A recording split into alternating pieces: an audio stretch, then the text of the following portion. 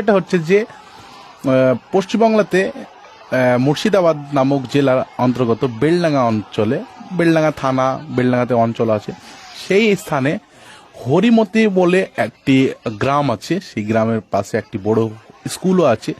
তার ঠিক 100 মিটারের মধ্যেই একটি পুজোর আয়োজন করা হয়েছে। এখন বিশেষ করে পশ্চিমবাংলাতে হিন্দু সম্প্রদায়ের কার্তিক পূর্ণিমা, সাধারণত কার্তিক পূর্ণিমা নামে একটি পুজো হচ্ছে। সেই পুজোর উপলক্ষে নাচ গান, প্যান্ডেল, গানের একটা শোরগোল সৃষ্টি করেছে।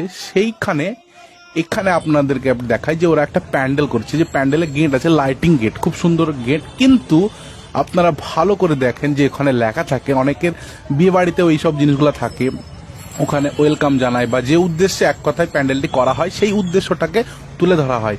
কিন্তু এখানে কি লেখা আছে আপনারা ভালো করে দেখেন, যেখানে লেখা আছে মাদার ফাকার এবং লেখা আছে আল্লাহ।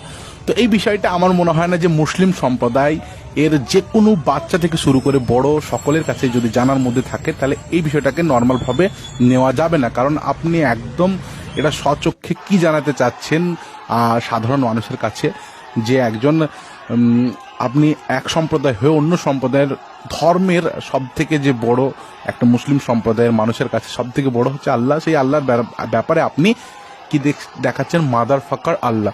এটা আপনি গেটে লিখে সবার সামনে আপনি যাপন করছেন। তো এই বিষয়টা নিয়ে এখন বর্তমানে বেলডাঙ্গা সহ আশেপাশের এলাকা জুড়ে বোম বারুদ বা মারামারি একটা হই হুল্লা শুরু হয়েছে এবং পুলিশ প্রশাসন এখানে আসছে।